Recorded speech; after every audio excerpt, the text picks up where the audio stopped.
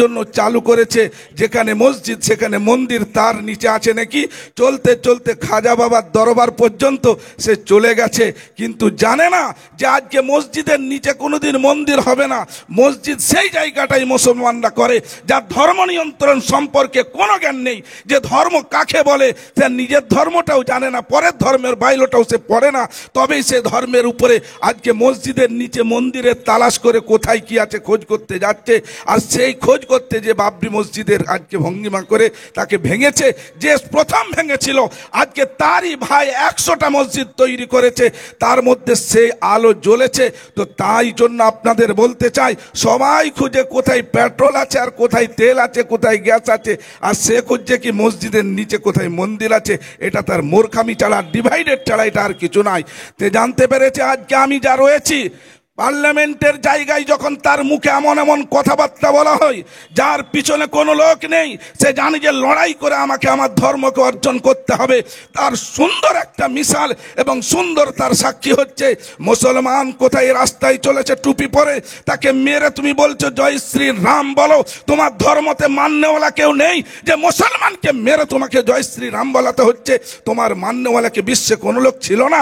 আজকে মুসলমানের পৃষ্ঠা উল্টে দেখো, গৈন হোক, গরিব হোক, এতিম হোক, যেই হোক না কেন, যতই তুমি মান্যওয়ালা হও, কোন একটা হিন্দুকে কোন পৃষ্ঠার মধ্যে কেউ বাপের শক্তি নেই দেখিয়ে দিতে পারে যে তাকে বলেছে তুমি আল্লাহু আকবার বলো।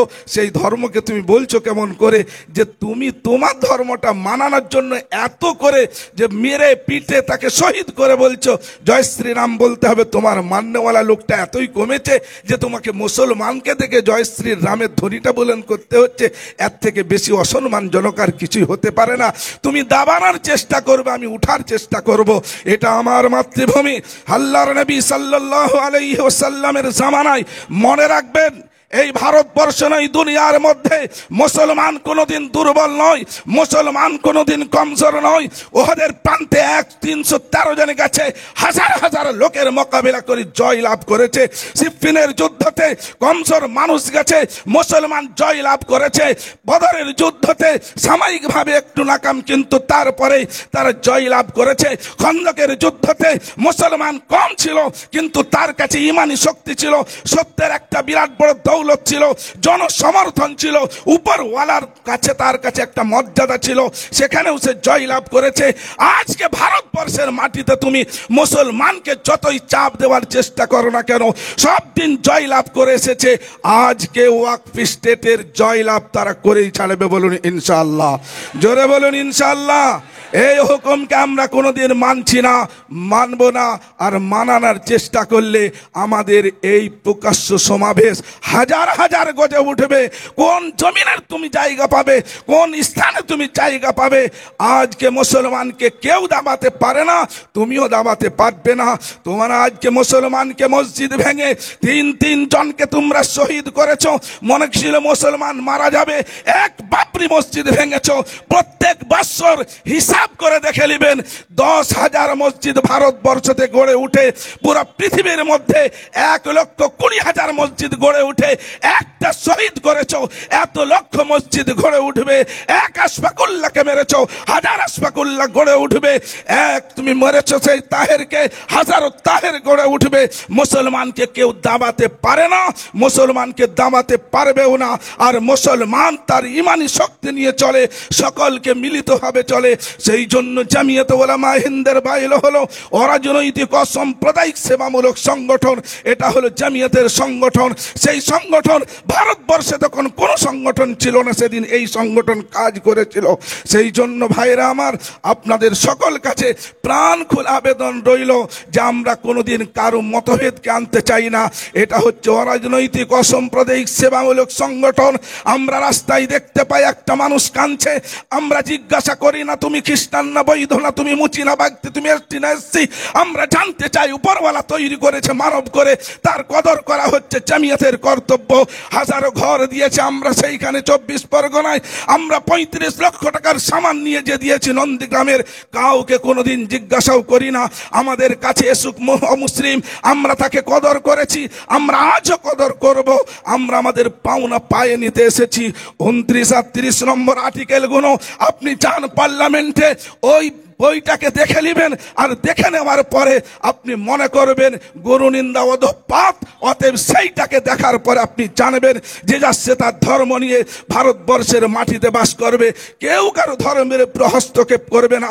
1200 বৎসর ভারতবর্ষের মধ্যে মুসলমান রাজত্ব করেছে, কারো শক্তি নেই কোনো লেখকের, কোন ঐতিহাসিকের যে একটা কোনোদিন একই বাদশাহাতের সামনে গুরুদ্বার রয়েছে, মন্দির রয়েছে, মসজিদ রয়েছে, একটাকেও যদি কেউ কোনোদিন ভেঙে থাকে সেই ইতিহাস দেখান, আমরা তার বদলা দিয়ে দেবো আপনাদেরকে। তারপরেও তুমি আজকে এসেছো, আসার পরে তুমি মসজিদের নিচে মন্দিরের তালাশ করতে লেগেছো, তুমি ইতিহাস পড়ো না। জেনে নাও, না জানলে এ মুসলমান কোনোদিন দাবতে জানে না, আর দাবাতে এলে কোনোদিন চুপ থাকে না। অতএব আমরা সর্বদিন প্রাণ খোলা ভালোবাসা দিয়ে জানিয়ে দিতে চাই, হিন্দু মুসলমান জৈন খ্রিস্টান আমরা সকলে ভাই ভাই, সকল মিলে এক জায়গাতে বাঁচতে চাই। এটাই মাতৃভূমির অবস্থা। মা কোনোদিন কাউকে ছেড়ে দেয় না, আর মায়ের কোলে যে বসে কাউকে সে পৃথক করে আলাদাও করতে পারে না। এটা হলো জমিয়ত উলামা হিন্দের সংগঠনের এটাই ঘোষণা। তাই আমরা আপনাদেরকে জানাতে এসেছি, আমার বাবু আজদাদ, আমাদের মুরব্বীরা, আমাদের আকাবিরিনরা কবরস্থান করেছে, দীর্ঘা করেছে, মসজিদ করেছে, তোমার কোনোটা তো লক্ষ লক্ষ বিঘা সহ্য হলো না, তুমি সেটার উপরে হস্তক্ষেপ করেছো। মুসলমান সব পীড়ন করে দিতে পারে, মুসলমান ইমানের সৌদা করবে না, মসজিদের সৌদা করবে না, কবরস্থানের সৌদা করবে না, কোনো দিন মুসলমান তার ঈদগার সৌদা করবে না। এটা দলিল আমার কাছে আছে, ডিট আমার কাছে আছে, এর সমস্ত কিছু সমস্ত কাগজ আমার কাছে আছে। তুমি কি হিসাবে ভারতবর্ষের আর্টিকেলেতে ওয়াকফ স্টেট বলে নেই? মাতারাম, যদি এটা না থেকে ওয়াকফ স্টেট বলে, কোথায় তুমি পেয়েছিলে? তুমি মন্দিরে যে জামা খুলে সেখানে তুমি কের করবে, তুমি তোমার পূজারি করবে, এটা ভারতবর্ষের কোন আর্টিকেলে লেখা আছে?